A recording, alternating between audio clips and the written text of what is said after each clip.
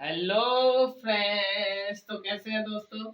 चलिए एक बार फिर से स्वागत है आपका अपना यूट्यूब चैनल मास्टरमाइंड यूपीएस में। मैं वीरेंद्र प्रताप सिंह।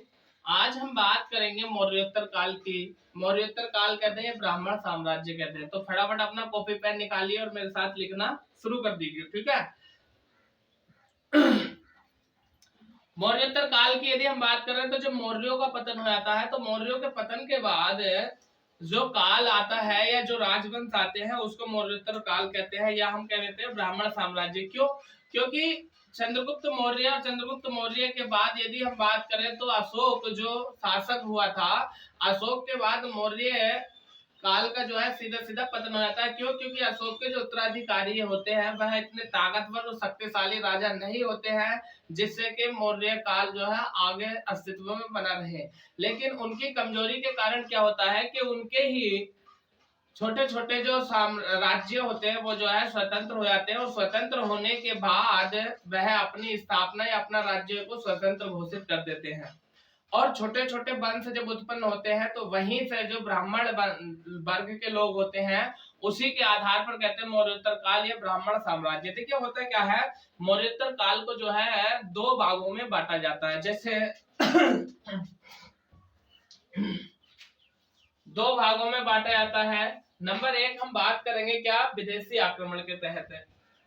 विदेशी आक्रमण। और नंबर दो पर देशज राजवंश।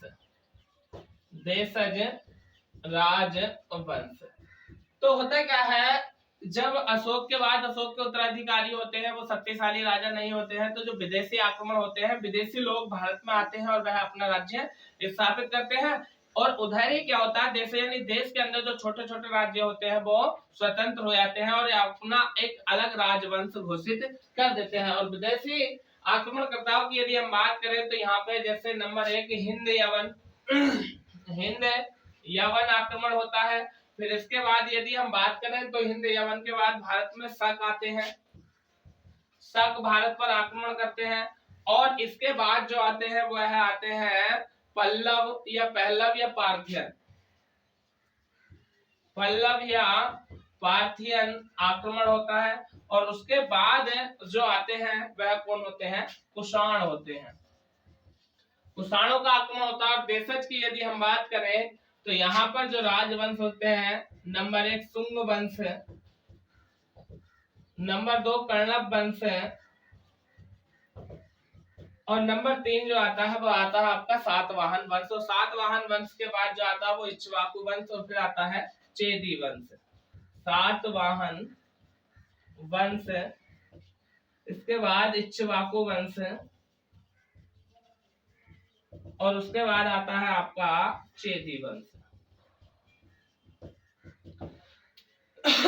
तो यहाँ से जो महत्वपूर्ण प्रश्न आज के लिए हम जो चर्चा करेंगे वो हम करेंगे देशज वंश पे। और देशज वंश में भी सबसे पहले हम करेंगे शुंग वंश पर। शुंग वंश की यदि हम बात करें तो यहाँ से क्या क्या महत्वपूर्ण प्रश्न बन सकते हैं इनको हम जानेंगे। क्या देखिए, जो शुंग वंश होता है इसकी स्थापना की यदि हम बात करें तो जैसे कि हमने पढ़ा था मौर्य काल, और मौर्य काल में जो होता है अंतिम शासक मौर्य वंश का जो होता है वो बृहद्रथ होता है। बृहद्रथ की हत्या कर देता है कौन, पुष्यमित्र शुंग। और पुष्यमित्र शुंग जो होता है वो बृहद्रथ का सेनापति होता है। ऐसा भी बताया जाता है कि बृहद्रथ जो है अपनी सेना को एक बार तैयार कर रहा था, या ऐसे कहते हैं उसको ट्रेनिंग दिला रहा था, तो बृहद्रथ को वहां पर बुलाया गया। और बृहद्रथ जब सेना का पथ प्रदर्शन करने के लिए आते हैं तब क्या होता है कि अचानक से घोड़ों में भगदड़ मच जाती है और यह घोड़ों के नीचे दब करके मर जाता है कौन, बृहद्रथ।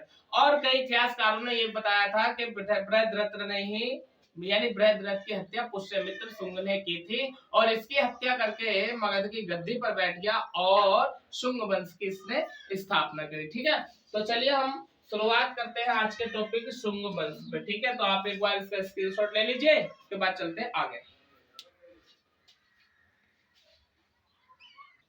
शुंग वंश, देखिए सबसे पहला प्रश्न यदि शुंग वंश के टाइम की हम बात करें तो जैसे कि आपको ज्ञात होगा कि मौर्य वंश जो चला आपका वो 185 ईसा पूर्व चला, और 185 ईसा वर्ष से जो स्थापना होती है मगध पर वह हो जाती है शुंग वंश की।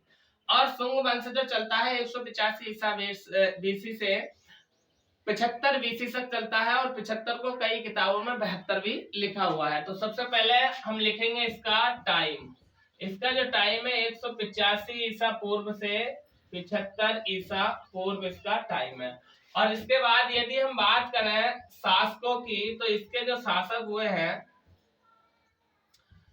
नंबर 1 आता है पुष्यमित्र शुंग। पुष्यमित्र शुंग। और पुष्यमित्र शुंग की यदि हम बात करें तो यह संस्थापक है। संस्थापक है, और संस्थापक किसका है? शुंग वंश का संस्थापक है पुष्यमित्र शुंग। और पुष्यमित्र शुंग ने जो है हत्या की थी, किसकी हत्या की थी? बृहद्रथ की।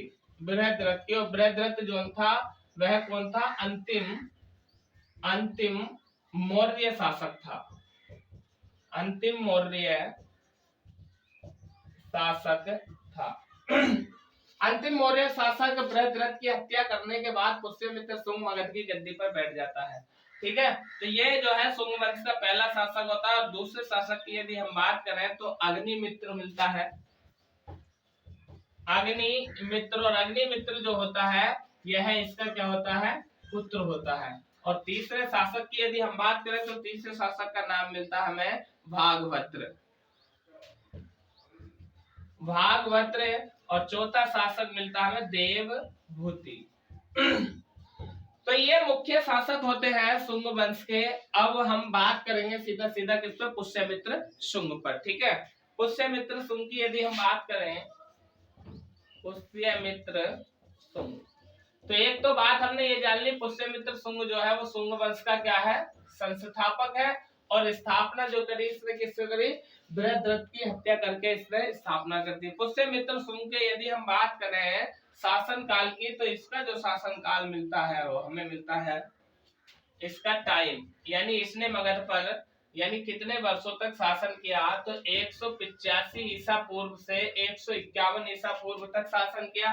कई किताबों में 185 ईसा पूर्व से 149 ईसा पूर्व यानी BC भी मिलता है, लेकिन करेक्ट वाला जो है वो यह है। ठीक है, लेकिन अगर फिर भी यह आपको ऑप्शन में ना मिले, ये मिला, तो इसको लगा देना। ठीक।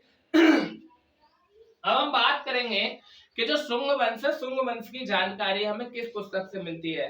तो शुंग वंश की जानकारी की यदि हम बात करें तो एक पुस्तक है, यानी बुक, और बुक का नाम क्या है? सीधा सीधा आपसे पूछ लेगा, मल्लिका अग्निमित्र। मल्लिका अग्निमित्र। तो देखिए मल्लिका अग्निमित्र ये जो पुस्तक है ये किसकी है?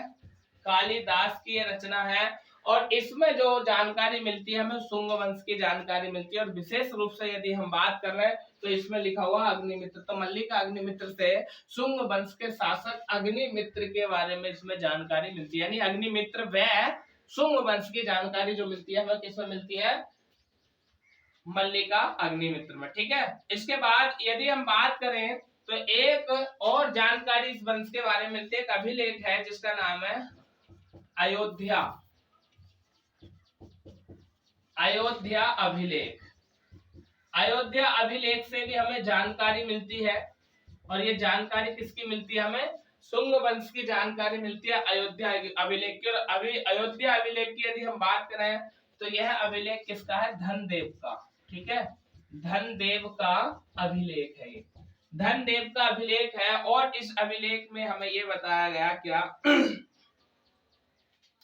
कि जो पुष्यमित्र था वो जो है धनदेव का क्या था? राज्यपाल था। ठीक है, पुष्यमित्र शुंग जो है धनदेव का राज्यपाल था।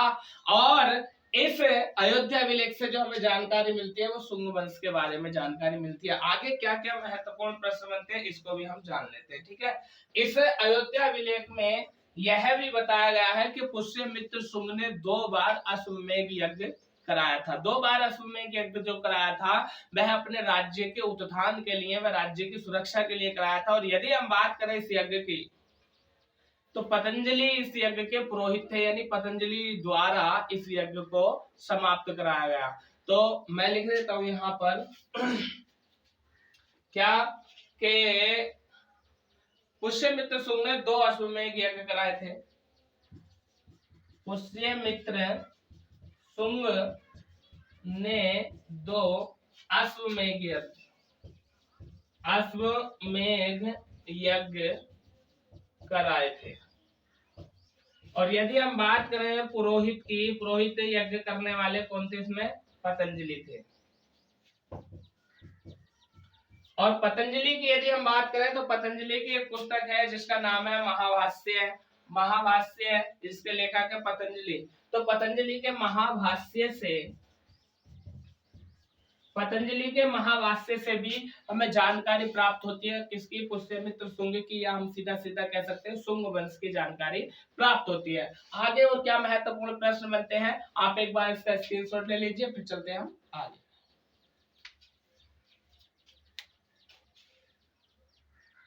आगे यदि हम बात कर रहे हैं शुंग वंश की या पुष्यमित्र शुंग की, पुष्यमित्र शुंग, तो देखिए आगे क्या महत्वपूर्ण प्रश्न बनता है। ऐसा बताया जाता है क्या, सबसे पहले तो हम ये जान लें कि प्रश्न आता है इतिहास में ऐसा कौन सा शासक था जिसने सेनानी के रूप में या सेनानी के नाम से जो है शासन किया। यानी इसने अपने को राजा घोषित नहीं किया, लेकिन राजा था, परंतु ये पहले एक सेनापति था, बाद में भी सेनापति यानी सेनानी के नाम से ही इसने शासन किया। तो पहले तो मैं इसी बात को लिख देता हूं, इसने सेनानी के नाम से शासन किया। उसके बाद यदि हम बात करें तो देखिए प्रश्न ये बनता है कि पुष्यमित्र शुंग जो था वह जैन धर्म और बौद्ध धर्म के खिलाफ था। ठीक है, क्यों? क्योंकि ये ब्राह्मण जाति का था और ब्राह्मण लोग जो होते थे वो जो है ना जैन धर्म और बौद्ध धर्म के विशेष रूप से खिलाफ थे। इसलिए इसे जैन धर्म व बौद्ध धर्म का क्या कहा जाता है? विरोधी कहा जाता है। और ब्राह्मण साम्राज्य का इसको समर्थक कहा जाता था, यानी ब्राह्मण वंश का या कह सकते हैं ब्राह्मण धर्म का इसके जो है समर्थन कहा जाता था। जैन धर्म और बौद्ध धर्म का क्या था? ये खिलाफ था। और ऐसा भी बताया जाता है कि बौद्ध धर्म का एक ग्रंथ है जिसका नाम है दिव्य बदान। दिव्य बदान से हमें ये जानकारी मिलती है कि किसने पुष्यमित्र शुंग ने जो है बौद्ध धर्म के बहुत से भिक्षुओं को मरवा दिया था। और इसने ऐसी घोषणा व आदेश भी किया था कि जो मुझे एक बौद्ध भिक्षुक का सर ला करके देगा, मैं उसको 1000 मुद्राएं दान में दूंगा।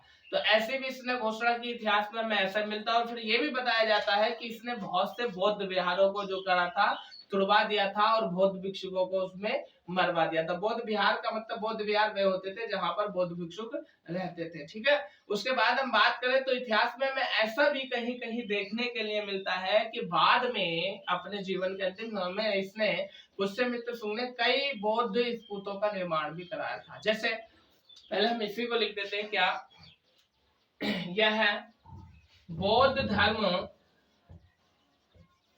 प्लस जैन धर्म का विरोधी था। विरोधी कहते हैं या खिलाफ कहते हैं। कारण उसका क्या था? क्योंकि यह ब्राह्मण था और ब्राह्मण होने के साथ साथ यह ब्राह्मण धर्म को जो है क्या देता था? बढ़ावा देता था। फिर ये भी बताया जाता है कि इसने बौद्ध भिक्षुओं को मरवाया था, बौद्ध विहारों को तुड़वाया था।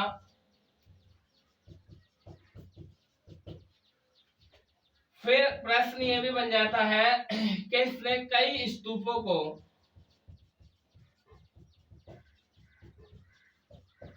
तुड़वाया था। और देखिए यहां से एक प्रश्न ये भी बन जाता है, क्या यदि हम बात करें किसके? सांची के स्तूप की। सांची के स्तूप का सांची में एक स्तूप पड़ता है जिसका नाम है भरत स्तूप। तो भरत स्तूप का निर्माण जो कराया था वो किसने कराया था? पुष्यमित्र शुंग ने। ऐसा भी हमें मिलता है। और यदि हम बात करें मध्य प्रदेश में सांची के स्तूप की, तो सांची के स्तूप में मुख्य रूप से 3 स्तूप है, 2 छोटे छोटे और एक बड़ा है। तो बड़ा जो स्तूप है सांची का स्तूप, जिसे जो है बुद्धों के, जिसमें गौतम बुद्ध के धातु अवशेष है, उसकी जो है इसने वेदिका को बनवाया था। यानी वेदिका का मतलब उसकी जो बाउंड्री थी वो पहले लकड़ी की थी, बाद में इसने पत्थर की बाउंड्री उसका जो है निर्माण कराया था। तो ऐसा भी हमें जानकारी मिलती है पुष्यमित्र शुंग के बारे में, या बौद्ध ग्रंथ दिव्य बदान से हमें जानकारी मिलती है। बौद्ध ग्रंथ दिव्य बदान, ठीक है, इससे हमें जानकारी मिलती है पुष्यमित्र शुंग के बारे में। आगे यदि हम बात करें तो और क्या क्या प्रश्न बनते हैं यहाँ से, उनको भी जान लीजिए। क्या कि भरत स्तूप जो कहाँ पर है, सांची पर। भरत स्तूप कहाँ पर है, सांची में, इसका निर्माण कराया था।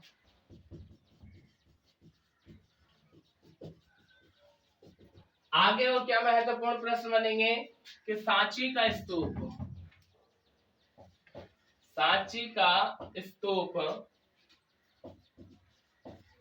ये कहां पर है, मध्य प्रदेश में है। और मध्य प्रदेश की यदि हम बात करें तो मुख्य रूप से इसमें 3 स्तूप मिलते हैं, ठीक है। 3 स्तूप की यदि हम बात करें, ठीक है, तो ये तो हो गया था आपका महान स्तूप, और ये 2 जो थे छोटे छोटे स्तूप होते हैं, ठीक है। ये 2 छोटे छोटे स्तूप होते हैं। यदि हम बात करें तो इसमें जो है बौद्ध धर्म के जो प्रचारक होते हैं, बौद्ध धर्म के प्रचारकों के धातु अवशेष है, धातु अवशेष। और यदि हम बात करें इसमें, तो इसमें जो धातु अवशेष मिलते हैं हमें, वो सारी पुत्र और मोगलायन के अवशेष मिलते हैं, सारी पुत्र और मोगलायन। ये कौन होते हैं, बौद्ध भिक्षु होते हैं, इनके धातु अवशेष मिलते हैं। और ऐसा बताया जाता है कि जो बड़ा वाला यानी महान स्तूप है, महान स्तूप, इसमें बुद्ध के धातु अवशेष, बुद्ध के धातु अवशेष है। तो इसकी जो वेदिका है, ठीक है, यानी इसकी जो वेदिका का मतलब है बाउंड्री जो थी वो पहले लकड़ी की थी, तो पुष्यमित्र शुंग ने इसकी जो है पत्थर की वेदिका बनवाई थी। यानी पत्थर की वेदिका का निर्माण, पत्थर की वेदिका का निर्माण, और ये किसने कराया था, पुष्यमित्र शुंग ने, पुष्यमित्र शुंग ने, ठीक है। तो आप इसका एक बार स्क्रीनशॉट ले लो, इसके बाद चलते हैं हम आगे।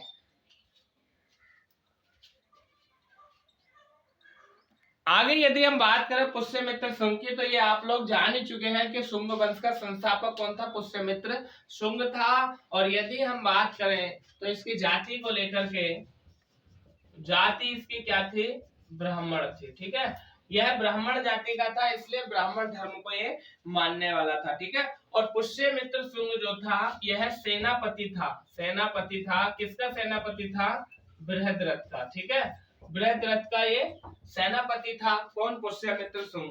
आगे यदि हम बात करें तो पुष्यमित्र शुंग ने अपनी राजधानी, मौर्यों की राजधानी क्या थी, पाटलिपुत्र, तो पाटलिपुत्र को हटाकर इसने राजधानी बनाई अपनी विदिशा, ठीक है। तो पुष्यमित्र शुंग की राजधानी क्या थी, विदिशा, या हम ये कह रहे हैं संपूर्ण शुंगों की, यानी शुंगों की राजधानी क्या थी, विदिशा थी। आगे यदि हम बात करें तो आप लोग जान चुके हैं कि इसने 2 बार क्या कराया था, अश्वमेध यज्ञ कराया था। अगला प्रश्न क्या बनता है, अश्वमेध यज्ञ जो कराया था वो पतंजलि द्वारा कराया था। और यदि हम बात करें तो इसके शासन काल में जो रचना हुई, महत्वपूर्ण प्रश्न, किसकी हुई, महाभारत की, महाभारत की रचना हुई, रामायण की रचना हुई, और मनुस्मृति की रचना हुई। सबसे ज्यादा प्रश्न पूछा जाता है कि मनुस्मृति की रचना कब हुई, शुंग वंश में हुई, या कभी कभी गुप्त काल भी आ जाता है, क्योंकि इसके बाद जो आता है वो गुप्त काल ही आ जाता है, ठीक है। और मनुस्मृति के लेखक कौन है, मनु। और मनुस्मृति में क्या है, पूरे ब्राह्मणवाद है, ठीक है। या हम कह सकते हैं कि समाज की वर्ण व्यवस्था को इसमें जो है दे रखा है, या हम कह सकते हैं कि इसमें जो है क्या है, ब्राह्मण, क्षत्रिय, वैश्य और शूद्र ऐसी जो है चीजों का उल्लेख मिलता है, और इसके आधार पर जो है ब्राह्मण साम्राज्य को आगे बहुत ही जो है मतलब जो है वर्चस्व दिया गया। यदि हम बात करें तो पुष्यमित्र शुंग के शासन काल में मौर्यों के शासन में जो है कोई भी विदेशी नहीं आया, लेकिन जब मौर्य वंश का पतन होने लगता है या हो जाता है, अशोक के जो उत्तराधिकारी होते हैं वो ताकतवर या शक्तिशाली राजा नहीं होते, तो विदेशी आक्रमणकारी जो होते हैं, जो विदेशी राजा लोग होते हैं, वह भारत को विजय करने के अपने मन में ठान लेते हैं, तो कई विदेशी आक्रमणकारी जो है भारत आना शुरू कर देते हैं। और यदि हम बात करें तो मौर्यों के बाद शुंग वंश में विदेशी आक्रमण हुए, विदेशी आक्रमण विदेशी आक्रमण हुए। और यदि हम बात करें तो प्रश्न ये भी बन जाता है कि सबसे पहला विदेशी आक्रमण जो हुआ था शुंग वंश में या भारत में, वह किस विदेशी का हुआ था, तो हिंद यवन, या हम कह सकते हैं यवन के राजाओं ने यहाँ पर आक्रमण किए थे। तो प्रथम आक्रमण, विदेशी आक्रमण हिंद यवनों का, हिंद यवनों का प्रथम विदेशी आक्रमण था। प्रथम विदेशी आक्रमण जो था वो हिंद यवनों का था। और यदि हम बात कर रहे हैं तो प्रथम पुष्यमित्र शुंग की एक प्रमुख घटना ये भी मिलती है, इसके शासनकाल की प्रमुख घटना जो मिलती है वो क्या मिलता है, विदर्भ से युद्ध। तो विदर्भ से युद्ध या विदर्भ का जो युद्ध होता है, वह युद्ध जो है पुष्यमित्र शुंग की जो है महत्वपूर्ण या प्रमुख घटना मानी जाती है। और यदि हम बात करें तो उस समय विदर्भ का जो शासक होता है, इसका जो शासक होता है उसका नाम होता है यज्ञसेन। तो यज्ञसेन से जो ये युद्ध करता है पुष्यमित्र शुंग, उस युद्ध का नाम है विदर्भ का युद्ध। और विदर्भ का युद्ध जो होती है प्रमुख घटना होती है। ठीक है, आगे और क्या क्या महत्वपूर्ण प्रश्न बनते हैं, इससे हम इसको भी जान लेते हैं। पुष्यमित्र शुंग की यदि हम बात करें तो जानकारी के बारे में आप लोग जान भी चुके हैं क्या, कि जो मल्लिका अग्निमित्र होती है कालिदास की रचना, उससे हमें शुंग वंश या पुष्यमित्र शुंग या अग्निमित्र जो होता है वह कौन होता है, पुष्यमित्र शुंग का पुत्र होता है, इनकी जानकारी मिलती है। ठीक है, आगे यदि हम बात करें तो प्रश्न क्या बनता है कि जैसे हम बात करें शुंगों की, तो शुंग जो बैठे थे हमारे वो मगध में बैठे थे। और यदि हम बात करें तो हिंद यवन शासक जो आ गए थे वह भारत में प्रवेश कर चुके थे, और भारत के कहां पर, तक्षशिला में। ठीक है,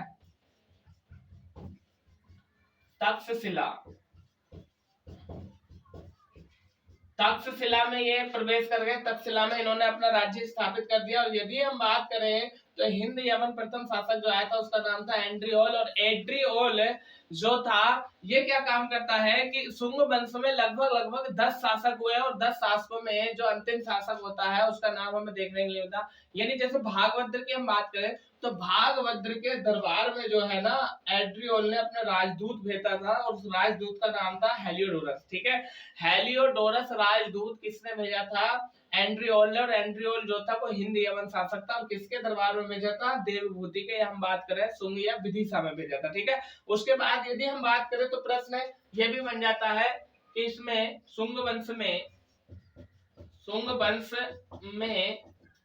10 शासक लगभग जो है कितने शासक हुए, 10 शासक हुए हैं। और इन 10 शासकों में एक और प्रश्न बन जाता है कि तो हिंद यवन शासक आए, और यहाँ से एक यूनानी शासक का और जिक्र मिलता है जिसका नाम होता है मिनाडर। और मिनाडर जो होता है वो बहुत ही शक्तिशाली यूनानी शासक होता है, यानी यूनानी शासक मिनाडर या मिनाडिर भी इसका नाम मिलता है। ठीक है, मिनाडर या मिनाडिर भी इसका नाम मिलता है। ठीक है, तो इसने क्या काम किया था, इसने भी जो है भारत पर आक्रमण किया था। और आक्रमण जो किया था वह किस कहां पर किया था, शुंग काल में। ठीक है, शुंग काल में मिनाडर यूनानी शासक होता है, इसने भारत पर आक्रमण किया। और यदि हम बात करें तो जो मिनाडर था बाद में भारत में रहने के पश्चात इसने क्या काम करा, बौद्ध धर्म को अपनाया। और बौद्ध धर्म की यदि हम बात करें तो जो नागसेन था, बौद्ध भिक्षुक नागसेन के माध्यम से उसने बौद्ध धर्म को अपनाया। ठीक है,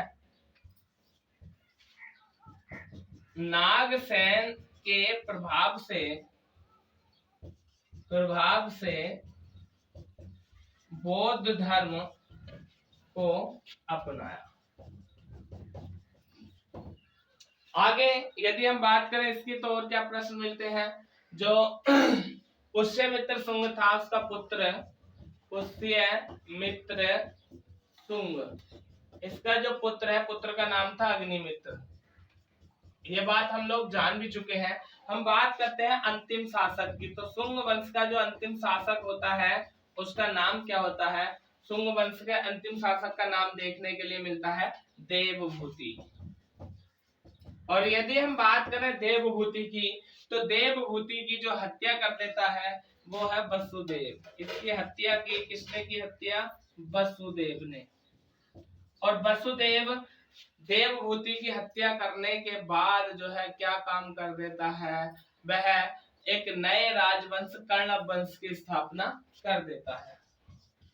कर्णव वंश की स्थापना कर देता है।